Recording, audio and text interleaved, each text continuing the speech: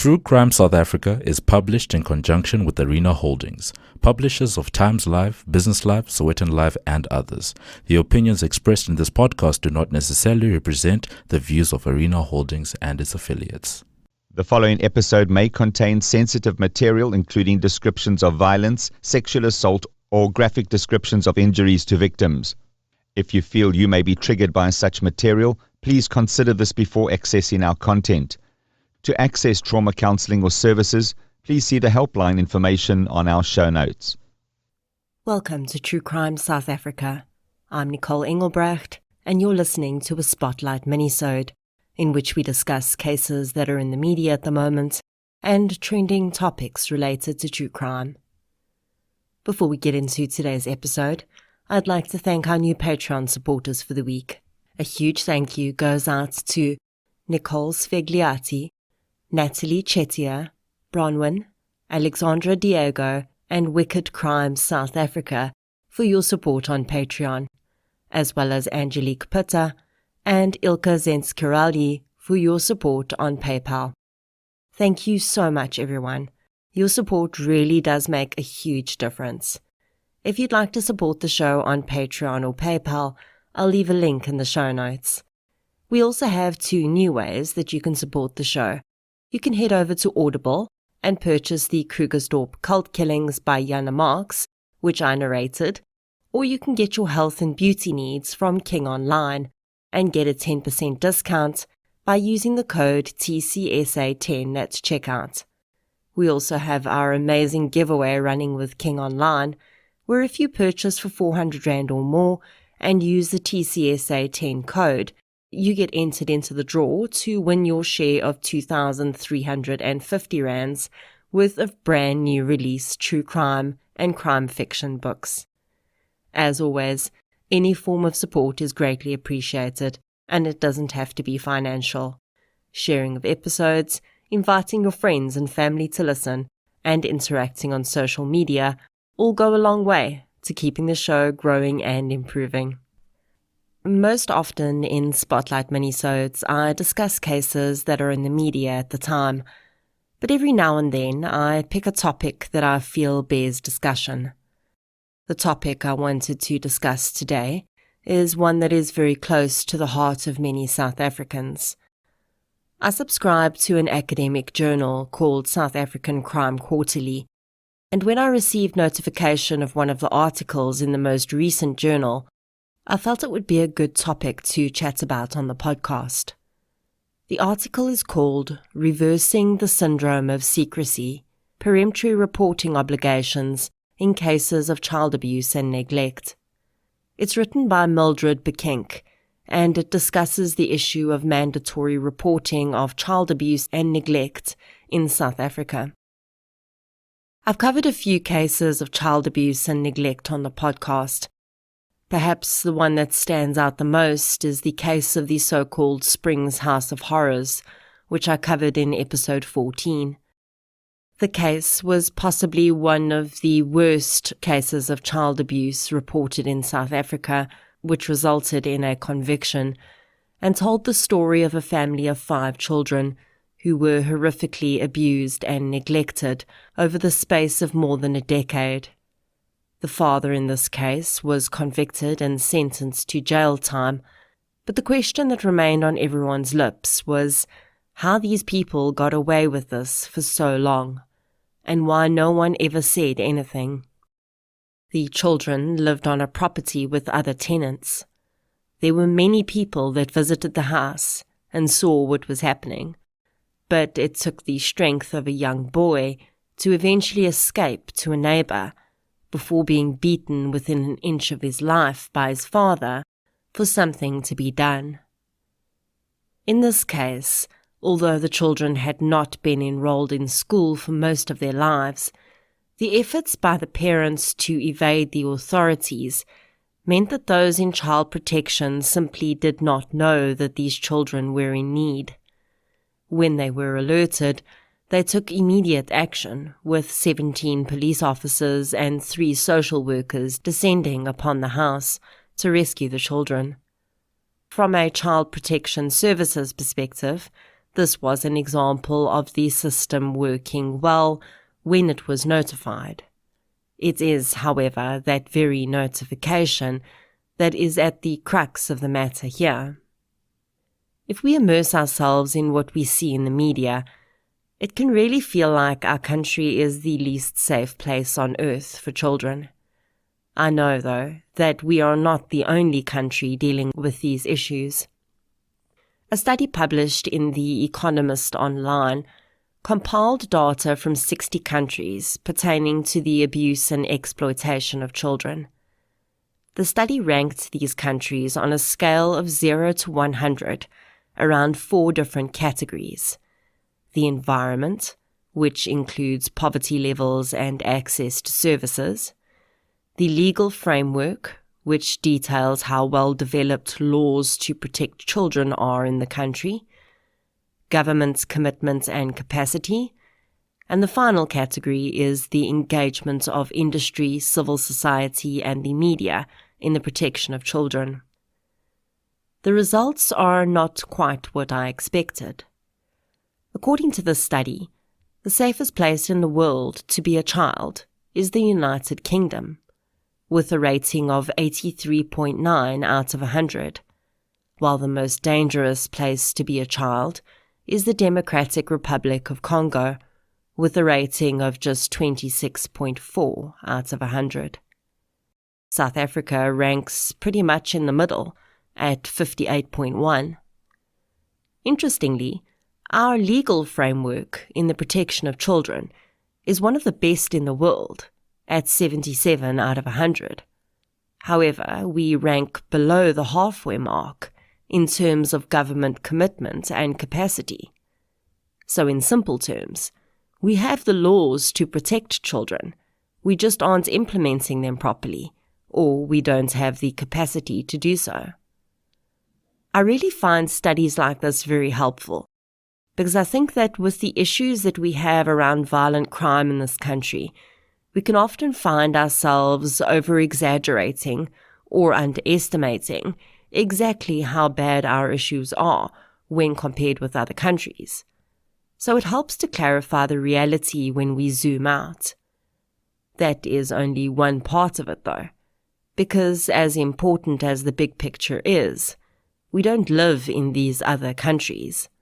We live in South Africa, and the big picture means very little when we hear reports of children being sexually, physically, and emotionally abused and neglected. Statistics and data mean nothing to Shamonique Claassen, the children from the Springs House of Horrors, and the thousands of other child victims in our country. While I would like to say that we should be working toward a future where child abuse and neglect is no longer an issue, that is unfortunately a pipe dream. There will always be human beings who, whether willfully or due to their own circumstances, either blatantly abuse or fail to adequately care for children. The most important thing is for us to figure out a way to find these children and get them the help they need. In episodes in which I discuss child abuse, I always encourage people to say something if they see something, and not to bury their heads in the sand if they're aware of abuse or neglect of children in their communities. Unfortunately, though, we cannot rely on the average citizen to report abuse. There are simply too many factors that play into why someone may not report abuse, and this is why we have what are called mandatory reporters. A mandatory reporter is someone who, by law, is mandated by the nature of their work or the position they hold to report suspected child abuse or neglect. If they fail to do so, they can be held criminally liable. The same law also protects such mandatory reporters from any liability themselves. So if they carry out their duty to report, even if they are somehow involved in the abuse, they may not be held liable depending on the situation. In the past, mandatory reporters were a small pool of people, teachers and doctors for the most part. But when the Children's Act came into effect in 2010, this expanded the pool of mandated reporters to a huge number of occupations. In South Africa, you are mandated to report child abuse or neglect if you are in any of the following occupations: correctional official, dentist, homeopath, immigration official, labour inspector, legal practitioner, medical practitioner, midwife, minister of religion, nurse, occupational therapist, physiotherapist, psychologist, religious leader, social services professional, social worker, speech therapist, teacher, traditional health practitioner, traditional leader, or member of staff or volunteer worker at a partial care facility, drop-in centre, or child and youth care centre. If any person in any of these roles suspects child abuse or neglect, they are bound by law to report it to the authorities, while ordinary members of the public who do not fall into any of these categories are not bound by law to report physical abuse or neglect. I did find it very interesting that the Sexual Offences and Related Matters Act mandates that any citizen of South Africa that has knowledge of any sexual abuse of a child is mandated by law to report it, regardless of the circumstances. Anyone that knows of any sexual abuse of a child and does not report it is committing a criminal offence. We know that it is a sad fact that the vast majority of sexual abuse against children goes unreported. This happens for a variety of reasons. Sometimes the child is unable to speak up. Often, parents feel it's better to deal with the situation themselves, especially if the perpetrator is close to the family. Occasionally, child sex abuse is covered up by organizations, as we've seen to be the case with some schools that have been shown to have abusive histories, and some religious organizations that feel they are above the law. The law is clear on this. You don't get to make that decision. If you are aware of a child that has been or is currently being sexually abused, regardless of whether you think the child is no longer in danger, as a citizen of South Africa, you have the legal obligation to report the abuse to the police. Interestingly, despite the law having now outlined mandatory reporters that are obligated to report abuse, a recent study showed that of all the cases handled by Child Protective Service organizations in this country, only 16% were reported by those who had a legal obligation to do so. The vast majority were actually reported by the victims themselves or by ordinary members of the public. To me, that's both a good sign and a very bad one. It's good because members of the public are standing up against child abuse, but it's also concerning because you cannot tell me that in 84% of those cases, those children never came into contact with a single person that was a mandatory reporter. Of course, child abuse is often well hidden, but if you spend enough time with a child, it must become clear that something is not right. So why are mandatory reporters not coming forward? And are these people even trained to pick up on the signs of child abuse and neglect?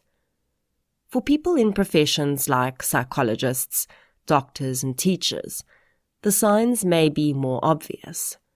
Bruising, broken bones, a child not thriving physically, inappropriate behavior in younger children, or a child appearing fearful or withdrawn.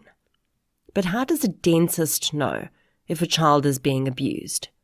How does a Labour Department inspector spot neglect? Do they even know what it looks like? Do we even know what it looks like? Zooming out again, This lack of mandatory reporting in child abuse cases is not just a South African phenomenon. In other countries where mandatory reporting forms part of their law, like the US, Canada, and Australia, studies also show that professionals are not reporting abuse for the most part because they're unfamiliar with the system of reporting, and also because they're not trained in the identification of abuse indicators.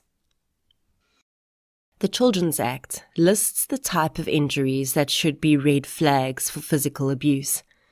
These include bruises on any part of the body, grasp marks on the arms, chest or face, variations in bruising color, black eyes, belt marks, tears around or behind the ears, cigarette or other burns, cut welts, fractures, head injuries, and convulsions.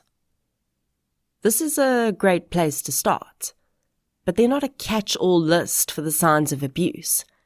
And if a child is being systematically abused at home, the abusers will seek out ways to cover it up. They will strike the child where the bruises aren't visible. They will make the child wear long pants and long-sleeved shirts, even in hot weather.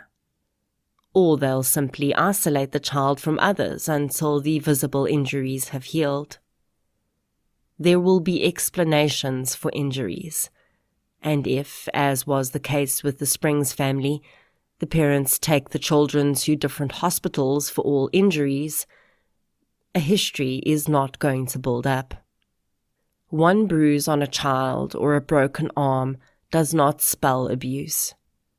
Children injure themselves all the time, just in the natural course of being children. And this is probably another reason why so few cases of child abuse are reported.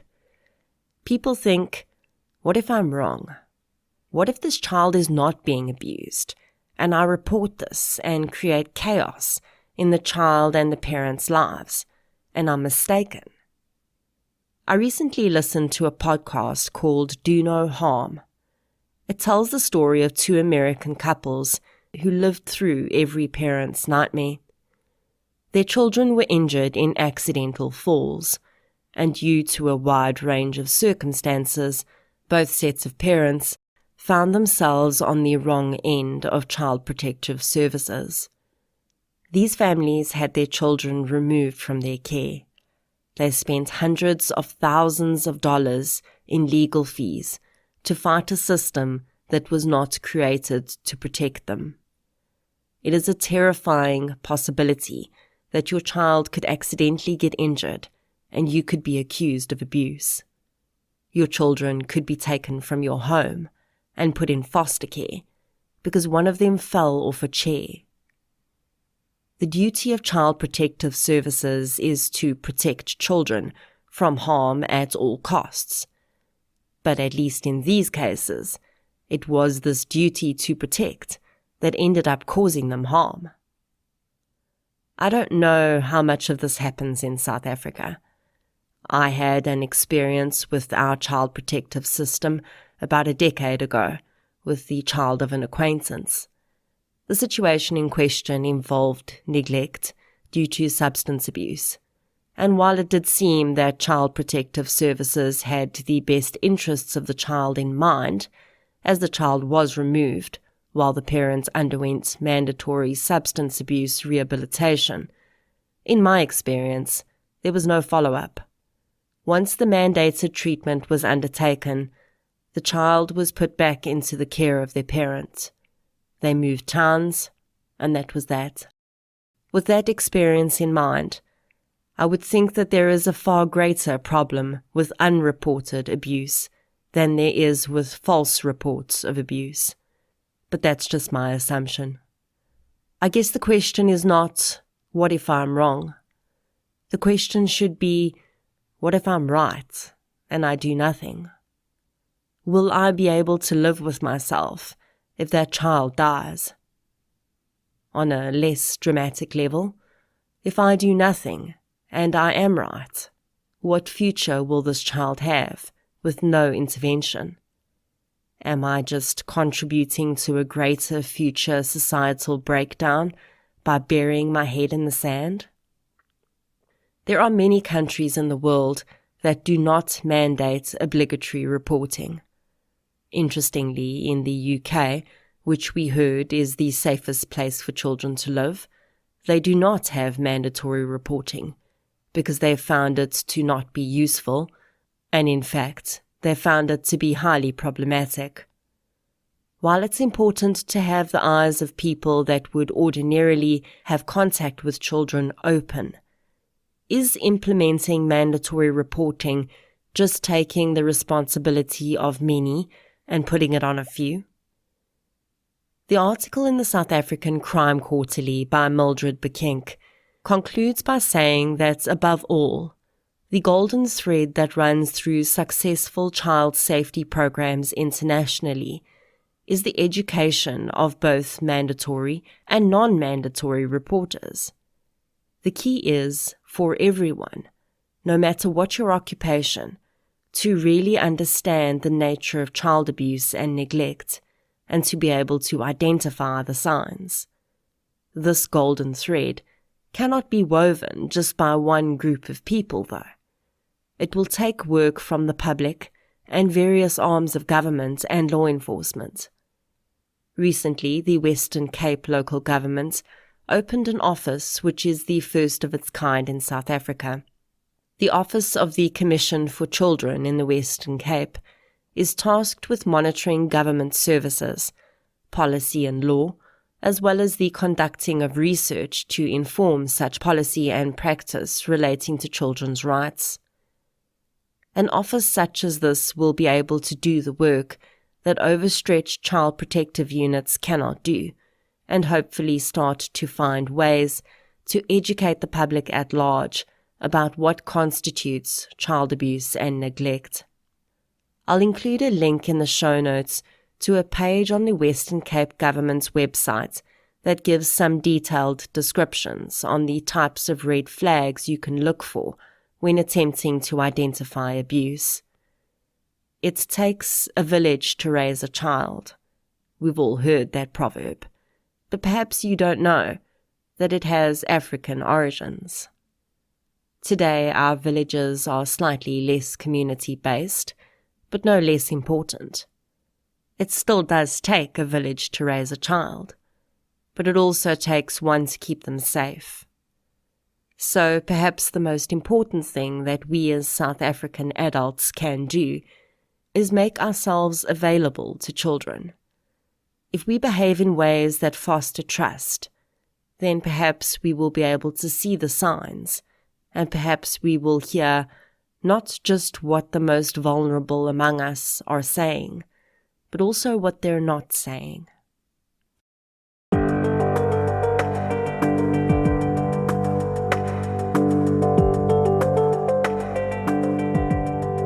Thank you for listening to today's Spotlight Minisode, Child Abuse in South Africa.